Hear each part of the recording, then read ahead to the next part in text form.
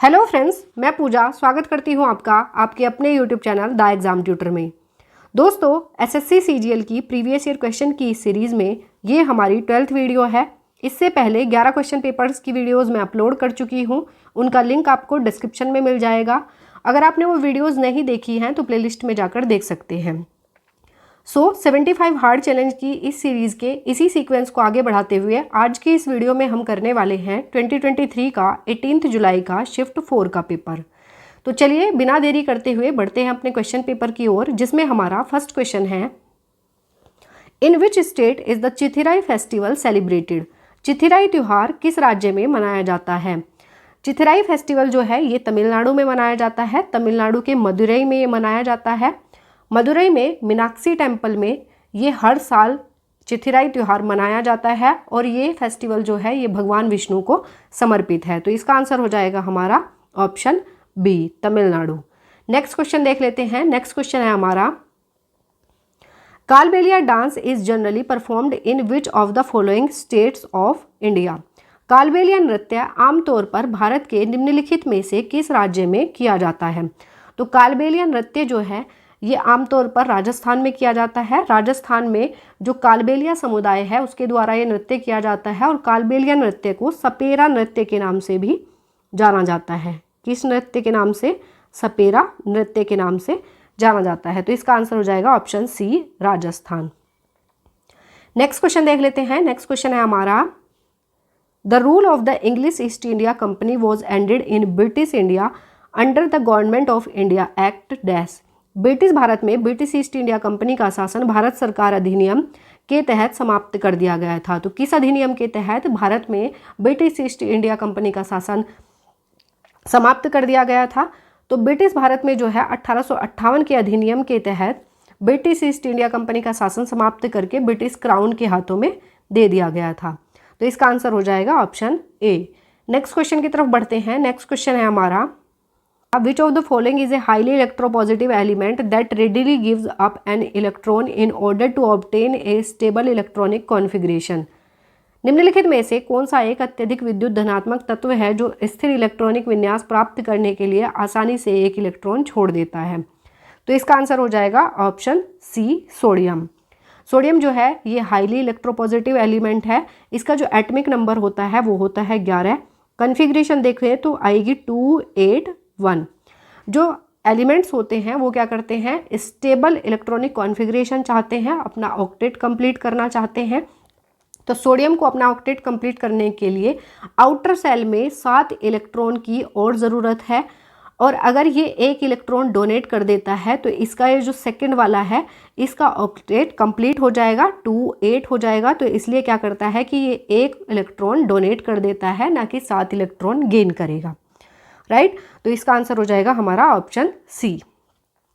Next question की तरफ बढ़ते हैं। नेक्स्ट क्वेश्चन है हमारा,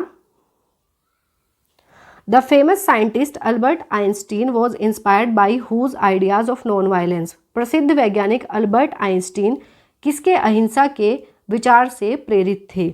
तो अल्बर्ट आइंस्टीन जो हैं ये महात्मा गांधी के नॉन वायलेंस जो थॉट्स थे या आइडियाज़ थे उनसे प्रेरित थे। तो इसका आंसर हो जाएगा ऑप्शन ए, महात्मा गांधी। देखिए, महात्मा गांधी और अल्बर्ट आइंस्टीन से रिलेटेड एक क्वेश्चन और एग्जाम में पूछा जाता है। इन्होंने महात्मा गांधी से रिलेटेड एक स्टेटमेंट दी थी, तो वो स्टेटमेंट देकर के एग्जाम में क्वेश्चन पूछ लिया जाता है कि ये स्टेटमेंट किसकी है।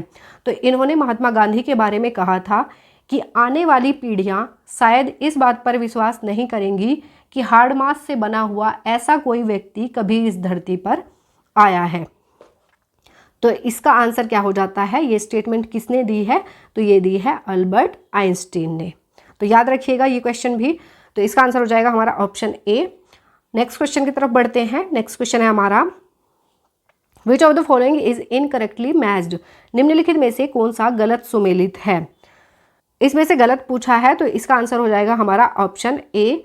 माउंटेन क्लाइमेट जो है उत्तर प्रदेश, बिहार और झारखंड में माउंटेन क्लाइमेट नहीं पाई जाती है। तो इसका आंसर हो जाएगा हमारा ऑप्शन ए। नेक्स्ट क्वेश्चन की तरफ बढ़ते हैं। नेक्स्ट क्वेश्चन है हमारा, Diwan e Arz was essentially the department of dash under Delhi Sultanate. Diwane अर्ज मूलतः दिल्ली सल्तनत के अधीन कौन सा विभाग था? दीवाने अर्ज पूछा है तो दीवाने अर्ज जो है ये मिलिट्री सर्विसेज या सैन्य सेवाओं से संबंधित विभाग था। अब देखिए दीवाने अर्ज जो है ये किसने बनवाया था? तो ये बनवाया था बलबन ने। इसकी शुरुआत किसने की थी? बलबन ने की थी। अब कुछ एग्जाम में और भी क्वेश्चंस आते हैं दिल्ली सल्तनत के अधीन विभागों से संबंधित, तो उनको मैं एक बार बता देती हूँ। तो पूछा जाता है एग्जाम में दीवान ए कोही, दीवान ए कोही कौन सा विभाग था? तो ये कृषि विभाग था। कौन सा विभाग था? कृषि विभाग था। फिर पूछा जाता है एग्जाम में कई बार दीवान ए खैरात, दीवान ए खैरात कौन सा विभाग था? तो ये धर्मार्थ विभाग था या धर्म से संबंधित विभाग था। एक और पूछा जाता है कि दीवान ए विजारत, दीवान ए विजारत काफी इंपॉर्टेंट है। दीवान ए विजारत तो ये था वित्त और राजस्व विभाग से संबंधित, वित्त और राजस्व विभाग जो थे उनसे संबंधित कौन सा था? दीवाने विजारत था। दीवाने इंशा और पूछा जाता है तो ये शाही पत्राचार, दीवान ए इंशा ये शाही पत्राचार से संबंधित था। तो ये सब याद रखिए क्योंकि ये एग्जाम में पूछ ले जाते हैं दिल्ली सल्तनत के जो विभाग थे इनको क्या कहा जाता था या किससे संबंधित थे। तो इसका आंसर हो जाएगा ऑप्शन सी। नेक्स्ट क्वेश्चन की तरफ बढ़ते हैं। नेक्स्ट क्वेश्चन है हमारा what is the full form of IADP? IADP का फुल फॉर्म क्या है? तो इसका फुल फॉर्म होता है इंटेंसिव एग्रीकल्चरल डिस्ट्रिक्ट प्रोग्राम, गहन कृषि जिला कार्यक्रम, ऑप्शन ए। और इसको इंटेंसिव एग्रीकल्चर डिस्ट्रिक्ट प्रोग्राम को हरित कृषि के दौरान लॉन्च किया गया था। तो याद रखिएगा 1960 के आसपास। तो इसका आंसर हो जाएगा ऑप्शन ए। नेक्स्ट क्वेश्चन देख लेते हैं। नेक्स्ट क्वेश्चन है हमारा Who among the following has been appointed as the new chairperson of the National Company Law Appellate Tribunal NCLAT for a period of 4 years or until he attains the age of 70 years, whichever is the earliest in November 2021? निम्नलिखित में से किसे नवंबर 2021 में 4 साल की अवधि के लिए या 70 वर्ष की आयु प्राप्त करने तक जो भी पहले हो राष्ट्रीय कंपनी कानून अपीलीय न्यायाधिकरण के नए अध्यक्ष के रूप में चुना गया है? तो राष्ट्रीय कंपनी कानून अपीलीय न्यायाधिकरण के नए अध्यक्ष के रूप में चुना गया है जस्टिस अशोक भूषण को। Option C will be the right answer. Next question देख लेते हैं। नेक्स्ट क्वेश्चन है हमारा under which policy has the Union Ministry of Power launched a scheme for the procurement of aggregate power of 4500 megawatt for 5 years?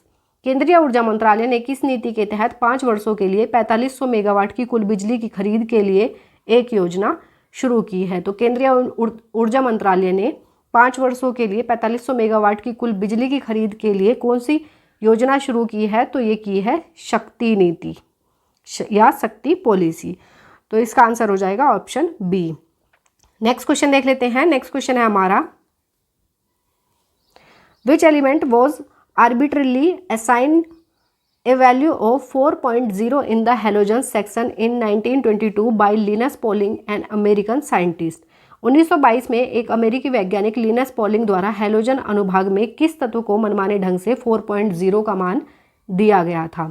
तो 1922 में जो है Linus Pauling के द्वारा किस हैलोजन को 4.0 का मान दिया गया था? तो दिया गया था फ्लोरीन को। इसका आंसर हो जाएगा ऑप्शन ए। नेक्स्ट क्वेश्चन देख लेते हैं। नेक्स्ट क्वेश्चन है हमारा the MITRA scheme was first announced in the union budget for 2021-22 to set up world class infrastructure in which sector? Mitra योजना की घोषणा पहली बार 2021-22 के केंद्रीय बजट में किस क्षेत्र में विश्व स्तरीय बुनियादी ढांचा स्थापित करने के लिए की गई थी? तो मित्र योजना की जो घोषणा है वो पहली बार किस उद्योग में या किस क्षेत्र में विश्व स्तरीय बुनियादी ढांचा स्थापित करने के लिए की गई थी? तो कपड़ा उद्योग या टेक्सटाइल इंडस्ट्री में। तो इसका आंसर हो जाएगा ऑप्शन बी। नेक्स्ट क्वेश्चन देख लेते हैं। नेक्स्ट क्वेश्चन है हमारा where in India are the sundari trees that provide durable and hard timber found? टिकाऊ और कठोर लकड़ी प्राप्त करने वाले सुंदरी वृक्ष भारत में कहाँ पाए जाते हैं? तो जो टिकाऊ और कठोर लकड़ी प्रदान करने वाले सुंदरी वृक्ष जो हैं ये पाए जाते हैं मैंग्रोव फॉरेस्ट्स में।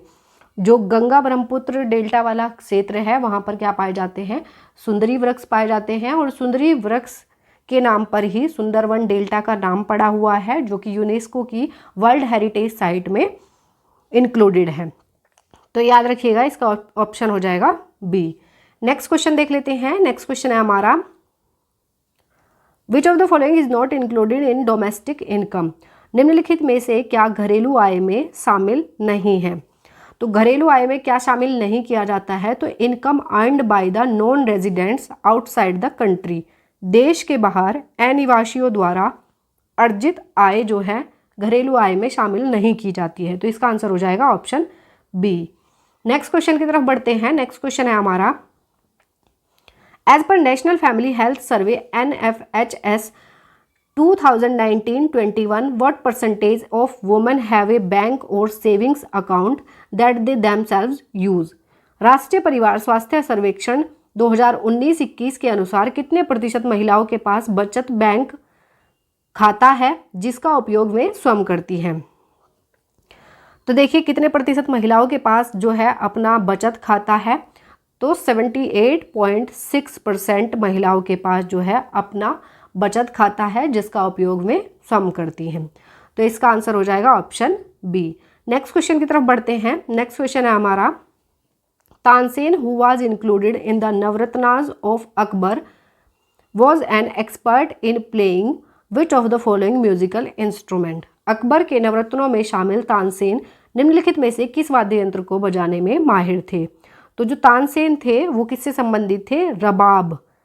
इसी को रुद्रवीणा भी इसी को कहा जाता है। अगर एग्जाम में रुद्रवीणा आए तो आप कंफ्यूज मत होइएगा, ये रबाब को ही कहा जाता है रुद्रवीणा। तो अकबर के नवरत्नों में कौन शामिल थे, तो तानसेन। नेक्स्ट क्वेश्चन की तरफ बढ़ते हैं। नेक्स्ट क्वेश्चन है हमारा, match the following countries with respect to their ranking on the Global Hunger Index 2022 out of 121 countries. 121 देशों में से ग्लोबल हंगर इंडेक्स 2022 पर उनकी रैंकिंग के संबंध में निम्नलिखित देशों का मिलान कीजिए। देखिए इसमें दिया है इंडिया, पाकिस्तान और नेपाल। तो इंडिया को जो रैंक मिली है ग्लोबल हंगर इंडेक्स में वो मिली है 107, तो 1 का हो जाएगा बी। पाकिस्तान को मिली है 99 और नेपाल को मिली है 81। तो इसका आंसर हो जाएगा BAC। BAC देख लेते हैं किस में दिया है, तो BAC दिया है ऑप्शन डी में। इसका आंसर हो जाएगा ऑप्शन डी। नेक्स्ट क्वेश्चन की तरफ बढ़ते हैं। नेक्स्ट क्वेश्चन है हमारा, mitochondria is not found in. Mitochondria dash में नहीं पाया जाता है। किस में नहीं पाया जाता है माइटोकॉन्ड्रिया, ये पूछा है। तो जो बैक्टीरियल सेल्स होती हैं उनमें माइटोकॉन्ड्रिया नहीं पाया जाता है।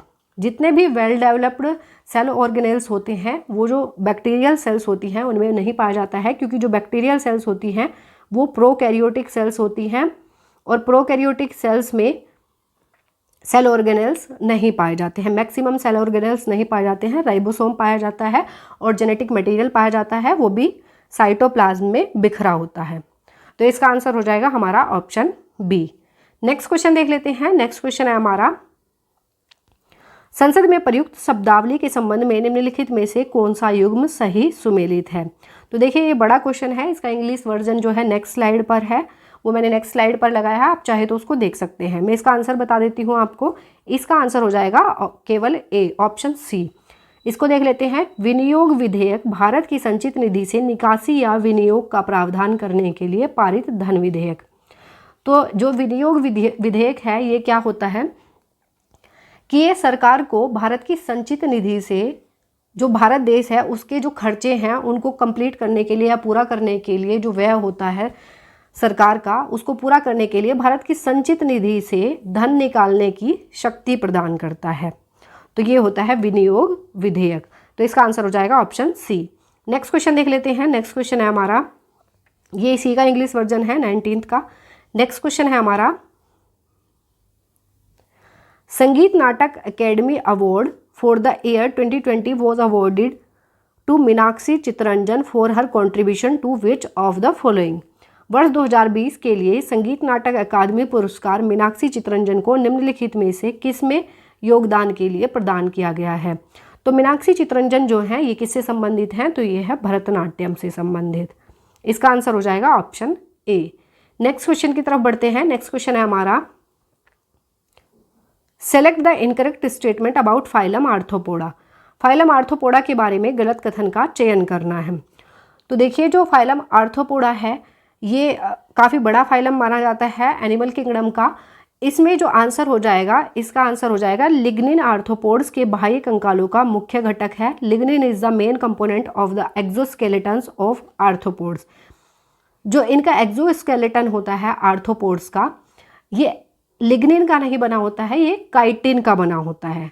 किसका बना होता है, काइटिन का बना होता है। तो इसमें यही ऑप्शन जो है ये गलत हो जाएगा और गलत ही इसमें पूछा है, तो option B will be the right answer. Next question की तरफ बढ़ते हैं। नेक्स्ट क्वेश्चन है हमारा, countries participated in Tokyo Paralympic 2020। Tokyo Paralympic 2020 में कितने देशों ने भाग लिया।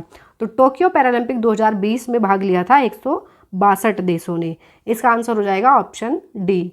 नेक्स्ट क्वेश्चन की तरफ बढ़ते हैं। नेक्स्ट क्वेश्चन है हमारा, who sent the Greek ambassador Megasthenes to the court of Chandragupta Maurya. किसने यूनानी राजदूत मेगास्थनीज को चंद्रगुप्त मौर्य के दरबार में भेजा था। तो सेल्यूकस ने जो है मेगास्थनीज को भेजा था चंद्रगुप्त मौर्य के दरबार में। इसका आंसर हो जाएगा ऑप्शन ए। नेक्स्ट क्वेश्चन की तरफ बढ़ते हैं। नेक्स्ट क्वेश्चन है हमारा, which of the following amendment acts included fundamental duties in the constitution of India. निम्नलिखित में से किस संशोधन अधिनियम में भारत के संविधान में मौलिक कर्तव्यों को शामिल किया गया है। तो देखिए जो 42वां संविधान संशोधन हुआ था उसके तहत जो है मौलिक कर्तव्यों को भारतीय संविधान में शामिल किया गया है। मूल संविधान जो था उसमें मौलिक कर्तव्य नहीं थे। इनको 42वां संविधान संशोधन 1976 के तहत संविधान में ऐड किया गया है और शुरू में इनकी संख्या कितनी थी, तो इनकी संख्या 10 थी। दोबारा से 2002 में 86वां संविधान संशोधन हुआ और इनकी संख्या जोड़ करके कितनी कर दी गई, 11 कर दी गई। मौलिक कर्तव्य किस देश के संविधान से लिए गए हैं, तो ये लिए गए हैं रसिया से। और जो फंडामेंटल राइट्स हैं, फंडामेंटल राइट्स कहाँ से लिए गए हैं, किस देश के संविधान से लिए गए हैं, तो ये लिए गए हैं यूएसए से। ये याद रखिएगा।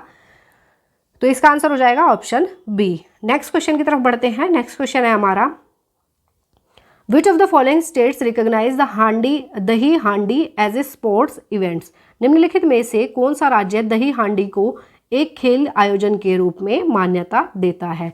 तो दही हांडी का खेल कहाँ पर होता है, तो ये होता है महाराष्ट्र में। इसका आंसर हो जाएगा हमारा ऑप्शन ए। सो फ्रेंड्स, ये हमारे 25 क्वेश्चंस यहीं कंप्लीट होते हैं। आई होप ये वीडियो आपको पसंद आई होगी और ये वीडियो आपको अच्छी लगती है, हेल्पफुल लगती है तो वीडियो को लाइक और चैनल को सब्सक्राइब जरूर कर दीजिएगा। मिलेंगे नेक्स्ट वीडियो में नए क्वेश्चन पेपर के साथ। तब तक के लिए थैंक यू।